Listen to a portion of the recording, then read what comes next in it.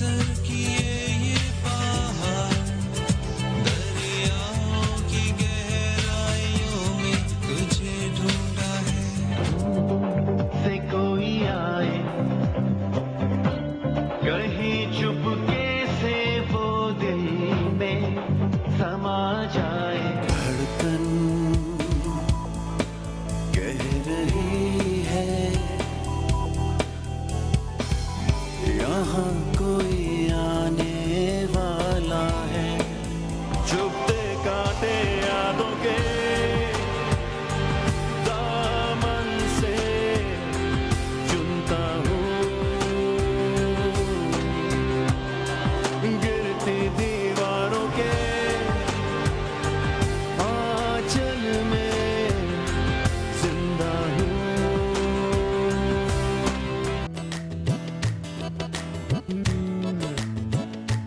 मैं तो देखूंगा, मैं तो देखूंगा, तुम भी देखोगे।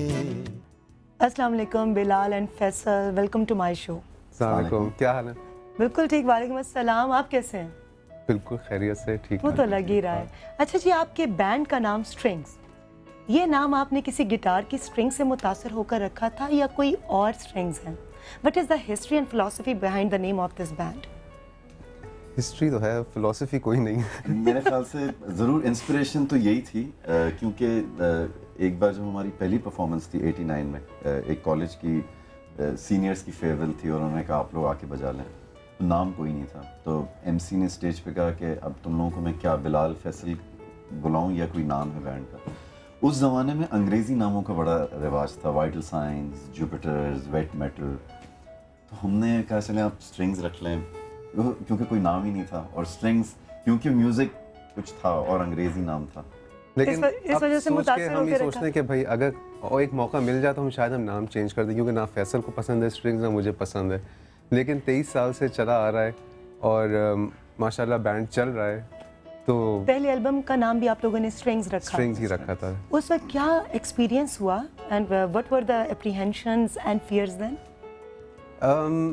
फियर्स तो बिल्कुल कोई भी नहीं थे, क्योंकि हमें पता था उस ज़माने में, हमें ये पता था कि हम म्यूज़िक ज़्यादा दिन नहीं चलाएंगे, क्योंकि हमें पढ़ाई कंप्लीट करनी थी, और चीज़ें हमारे एजेंडा में थी, प्रायोरिटी ज़िंदगी कुछ और थी। एल्बम इसलिए क्योंकि हम म्यूज़िक चैनल एक प्रोग्राम आता था उस ज़माने में, हम उनकी रिकॉर्डिंग्स EMI में करते थे जाके। तो वहाँ पे मंसूर बुखारी जो MD थे EMI के, लेट मंसूर बुखारी, उन्होंने हमारी रिकॉर्डिंग सुनी और कहा कि भाई तुम EMI में आके एल्बम रिकॉर्ड करो। तो खैर हम लोग तो खुशी से पागल ही हो गए। तो बस एल्बम रिकॉर्ड की बगैर सोचे समझे हम क्या करने जा रहे हैं, एक एल्बम रिकॉर्ड। और पहली album usually you have nothing to lose, you know. आपको लेटर ऑन इन लाइफ जब आप तीसरी चौथी एल्बम रिलीज कर रहे होते हैं, तब you have a lot of things to lose, क्योंकि पहली एल्बम में लगता है कि लोगों की एक्सपेक्टेशंस नहीं है। एग्जैक्टली, बिल्कुल। तो वो तो आप अपने आप को रजिस्टर करवा रहे होते हैं, और जब रजिस्टर हो जाए आदमी, उसके बाद की क्या कैफियत? उसके बाद means of course her album, उसके बाद स्ट्रिंग्स 2 आई, फिर दूर, धानी, कोई आने वाला है, और हर एल्बम के बाद आपके ऊपर एक एक्स्ट्रा प्रेशर होता है पिछली एल्बम की सक्सेस का और लोगों की एक्सपेक्टेशन का, कि अब हम किस तरीके से मैच करें। And this is not a formula that you know you can always, ये कोई एक ऐसी प्रोडक्ट नहीं है कि आप उसी फार्मूले के साथ उसको मल्टीप्लाई करते रहें। Every time you have to come up with something new, something very interesting, something जो कि आपके फैंस उससे रिलेट कर सकें। तो बड़ा मुश्किल काम होता है, आप कुछ सोचे बगैर। आई थिंक बेस्ट चीज़ ये होती है कि आप दिल से काम करें और वो दिल से जो चीज़ निकले। आप दोनों ने जब अपने बैंड का आगाज़ किया तो उस वक्त आप लोग 4 थे, रफ़ीक वज़ीर अली और करीम बशीर भाई। फिर ये 4 का टोला टूट क्यों गया? क्योंकि इसको आगे बढ़ाने के लिए काफ़ी गट्स चाहिए। जब वक्त हमारा बीच में गैप आया पढ़ाई की वजह से, शादियों की वजह से, उसके बाद जब हम वापस आए तो अपनी अपनी ज़िंदगियों में इतने इस्टेब्लिश थे हम लोग, कंफर्टेबल भी थे कि हर चीज़ स्मूथली जा रही थी, तो एकदम से म्यूज़िक स्टार्ट करना आसान काम नहीं था। हम चारों ने फिर से जैम किया था, साथ कुछ प्रैक्टिस की थी, कुछ गाने किए थे, लेकिन बड़ा एक मुश्किल डिसीजन था उस पॉइंट पे कि भाई हम म्यूज़िक दोबारा स्टार्ट करेंगे और बाकी सारी चीज़ें छोड़ देंगे। तो रफ़ीक और करीम जो थे उन्होंने कहा कि नहीं तुम लोग जाओ, हम लोग यहीं खुश हैं। और फिर फैसल और मैं जो हम लोग जॉब्स कर रहे थे, हम दोनों ने वहाँ से रिज़ाइन किया, ख़त्म किया और फिर हम कूद गए इसमें। और हमारे लिए इतना मुश्किल इसलिए नहीं था कि जब बैंड बना था like from the first day, तो उस वक्त बिलाल और मैं हम लोग पहली बार मिले थे। रफ़ीक और करीम ने later on I think after 2-3 बाद में ज्वाइन किया था आप लोगों को। तो मैं ऑफ कोर्स एक अफसोस ज़रूर तो था। आप दोनों की शुरू से ही आपस में अंडरस्टैंडिंग थी? जी, first year government commerce college जब से हम साथ ये थे। मैं पूछना चाहूँगी कि तालिब इल्मी के दौर में ही आप लोग गाने की तरफ आ गए, फिर गाना तर्क कर दिया, शादियाँ हो गई, बच्चे हो गए, मुलाजमतें की, और फिर दोबारा गाने की तरफ आ गए। तो इस तमाम प्रोसेस में वालिदैन का और घर वालों का क्या रवैया रहा? थ्रू आउट सपोर्ट रही, और क्योंकि ये जो वक्त था समझें अर्ली 90s से 2000 तक का, एज पता चल जाएगी।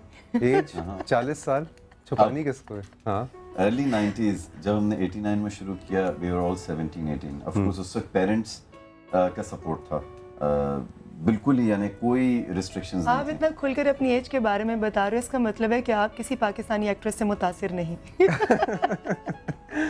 नहीं, लेकिन मैं आपको ये बता रहा था कि भाई मेरे अलावा कुछ की एज तो बस 25 से आगे नहीं बढ़ती, मेरी बढ़ 25 चुकी है बड़े अरसे से। 25 ही बहुत है, नहीं 25 भी सुनने में मुश्किल से आती है। अच्छा, कुछ लोगों की। हाँ कुछ लोग। अच्छा जी, फैसल आप बता रहे थे कुछ? ये 89 में 17-18 साल की उम्र में जब हमने शुरू किया, उस वक्त ऑफ कोर्स पेरेंट्स का बहुत ही ज़्यादा एक सपोर्ट था। जब दोबारा हमने रीयूनाइट किया बैंड को, उस वक्त शादियाँ हो चुकी थी, उस वक्त बीवियों का जो है वो बहुत ही इम्पोर्टेंट रोल था, क्योंकि वो एक बड़ा टफ डिसीजन था, क्योंकि उस वक्त हम घर सपोर्ट कर रहे थे, फैमिली सपोर्ट कर रहे थे, और उस वक्त जॉब्स छोड़ के म्यूज़िक करना, हम दोनों बहुत ही एक कंफर्टेबल ज़िंदगी में थे। बिलाल कमर्शियल्स डायरेक्ट कर रहा था, म्यूज़िक वीडियो डायरेक्ट कर रहा था, गुड एक good monthly package for both of us. I had my own father's business, लेकिन बस वो एक चीज़ थी कि नहीं, म्यूज़िक करना है। अच्छा जी, मेरे प्रोग्राम का ये भी एक सेगमेंट है रैपिड फायर। आप लोगों के सामने एक लफ्ज़ बोलूँगी, जो भी जहन में ख्याल आए शेयर कर रहे हैं। बिलाल घबराए हुए लग रहे हैं। नहीं नहीं, बिल्कुल भी नहीं। अच्छा जी, पहला लफ्ज़ जुनैद जमशेद। जल्दी से वापस आ जाएं। Commerce college Karachi. Very, it changed my life. I met my wife there and we made the band there. So, Gibson guitar corporation. जादू का चराग। अरशद महमूद। माय मेंटोर, बचपन से लेके अब तक उनसे बहुत कुछ सीखा है। अमन की आशा। बहुत ज़रूरी है। जामी। पाकिस्तान के मतलब one of the best directors और बहुत बहुत अच्छे दोस्त। Shafqat Amanat Ali. Great singer. KL Saigal. पता नहीं। बहुत बड़े सिंगर है। अब्बा सुनते हैं। अब्बा योर अब्बा इज बिगेस्ट फैन। मैं ठीक है ना, मैं क्या कहूँ, मैंने कभी भी नहीं सुना। In your view, which are your most satisfying song? वैसे तो बहुत सारे हैं, लेकिन आई थिंक शायद बहुत अरसे तक अगर कोई गाना क्लोज रहेगा तो वो मैं तो देखूंगा, बिकॉज मैं तो देखूंगा लिखा बिलाल ने है। और गुनगुना कर फैसल। बिल्कुल, लेकिन इस गाने की एक ख़ास बात यही है कि ये एज म्यूजिशियन से ज़्यादा एज पाकिस्तानी, पेट्रियाटिक पाकिस्तानी का एक जज्बा जो है वो इसमें बहुत नज़र आता है। सॉन्ग इज़ लाइक, मैं तो देखूंगा, मैं तो देखूंगा, तुम भी देखोगे, तुम भी देखोगे, जब रोटी सस्ती होगी और महंगी होगी जान, वो दिन फिर आएगा जब ऐसा होगा पाकिस्तान। वाव, इंशाल्लाह इंशाल्लाह। इंशाल्लाह। स्ट्रिंग्स को तो सभी सुनते हैं, स्ट्रिंग्स किसको सुनता है? आई थिंक हम भी सब कुछ सुनते हैं, इसीलिए आई थिंक इस 20-23 साल के अंदर हम भी इवॉल्व हुए हैं। घर वालों से कभी क्रिटिसिज्म सुनने को मिला कि ये गाना क्या आप लोगों ने बना, जबकि पब्लिकली वो बहुत हिट हो चुका हो? हाँ, बहुत होता है ऐसा? पहली 2 एल्बम्स क्योंकि में, मेरे साथ तो बहुत होता है। पहली 2 एल्बम्स में हमेशा मैंने आपको बताया जैसे कि अब्बा से डांट भी पड़ती थी, भाई ये क्या शायरी है, हम सुनते थे। मेरे प्रोग्राम का एक ये भी सेगमेंट है रैपिड रिस्पॉन्स। ओके, 2 ऑप्शंस दूंगी, एक सेलेक्ट करना है आपने। ठीक है। रेडी? अगर आपको डुएट गाना गाना हो तो आप किस गुलकारा का इंतखाब करेंगे? हदीका कयानी, शाहिदा मिन्नी? हदीका कयानी। पाकिस्तान की दुनिया में नेक नामी का बाइस कौन है? सियासतदान, फनकार? फनकार। आप दोनों जब अपने मुल्क को रिप्रेजेंट करते हैं किसी इंटरनेशनल प्लेटफॉर्म पर, उस वक्त क्या जज्बात होते हैं और क्या एहसासात होते हैं? आई एम श्योर हमसे ज़्यादा शायद ये आप फील करती आई हैं, कर भी रही हैं कि जब भी हम सब लोग जब पाकिस्तान को बाहर रिप्रेजेंट करते हैं अपने अपनी फील्ड में, तो वो जो एक फीलिंग होती है वो बहुत ही ज़्यादा प्राउड फीलिंग होती है कि you know yes you are Pakistani and you're out there to represent your country. I think that's the biggest amazing feeling you can get. अब बिल्कुल मुझे सच बताइएगा कि आने वाले दिनों में आप रीमा खान को एक सिंगर के तौर पर इंट्रोड्यूस करवा रहे हैं? सच? नहीं, बिल्कुल बिल्कुल। और से हमारी अक्सर बात होती भी रही है इस सिलसिले में। और बिल्कुल होती रही। मेरी गलती कि मैं हमेशा कहती थी और दोनों को रिक्वेस्ट करती थी और फिर मैं फ़ोन नहीं करती थी। मैं मानती हूँ, हाथ उठाकर सॉरी कहती हूँ। अच्छा जी, मुस्तकबिल करीब में हम तीनों किसी वीडियो के अंदर इकट्ठे गाते हुए भी और वीडियो के अंदर भी लोगों को नजर आ रहे हैं इंशाल्लाह। ठीक है। आप लोगों ने गाना भी तो बनाया था ना एक मेरे लिए? बिल्कुल। कौन सा था? आप गाएं, आपको याद है? मुझे याद है, आई थिंक 3-4 साल पहले, शायद ज़्यादा, एक कॉर्पोरेट 2007 की बात है। हाँ। 2006 की बात है मेरा ख्याल। जी।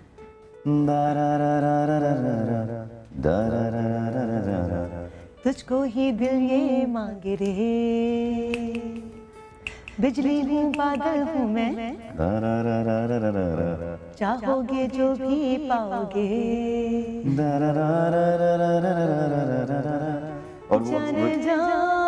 इसका मतलब है कि आपको लिरिक्स याद है अब तक? कैसे भूल सकती हूँ? स्ट्रिंग्स ने मेरे लिए गाना कंपोज किया था, मैं कैसे भूल सकती हूँ? और अनफॉर्चुनेटली क्योंकि वो एक कंपनी की प्रोडक्ट के साथ था इसलिए वो कभी आया ही नहीं, बट वी शुड इंशाल्लाह वर्क टुगेदर इंडिपेंडेंटली। इंशाल्लाह इंशाल्लाह। Thank you so much. आप ये बताइए कि आप दोनों को इस शो में आकर कैसा लगा? बहुत अच्छा, बहुत मज़ा आया, बहुत मज़ा आया वाकई में। सच्ची में? वाकई में बहुत मज़ा आया। बिलाल बड़ा शायर, बड़ा कम बोलता, मगर बड़ी बात है इतना बोल गए। Thank you so much. कोई मैसेज, कोई बात जो आप कहना चाहें यूथ को, अपने ऑडियंस को, अपने फैंस को? आई थिंक इस वक्त बहुत ज़रूरत है कि हम अपने मुल्क को सीरियस लें और हम अक्सर फॉर ग्रांटेड ले लेते हैं चीज़ें, लेकिन वो वक्त आ गया कि आई थिंक हमें अपने मुल्क के लिए सोचना चाहिए और हम ही हैं जो इसको बेहतर कर सकते हैं, कोई और बाहर से आके नहीं करेगा। So let's try and do something. नाज़रीन, खुदा कामयाबी, इज़्ज़त, दौलत और शोहरत दे तो साथ वो ज़र्फ़ भी दे जो इन तमाम नेमतों के साथ साथ इंसान से आजिज़ी और इंसानियत न छीन ले। आपने मुलाहिज़ा किया कि आलमगीर शोहरत के हामिल वो फ़नकार जो मेरे मेहमान थे किस कदर humble, modest, down to earth और लवेबल हैं। इतनी अचीवमेंट्स के बाद भी इनकी जिद्दोजहद जारी है। यही ज़िंदगी का सफ़र है जो आगे जाने का नाम है और हर मंजिल पे अपने शोबा फ़न और अपने वतन को मज़ीद इज़्ज़तें और रिफ़तें अता करना ऐसे फ़नकारों का काम है। खुदा इन्हें अपने मकासद में कामयाब करे। इस दुआ के साथ इजाज़त चाहती हूँ। अगले हफ्ते आपसे फिर मुलाकात होगी एक नई शख्सियत के साथ। अपना बहुत ख्याल रखिएगा, खुश रहिए और खुशियाँ बांटिए। अल्लाह हाफ़िज़।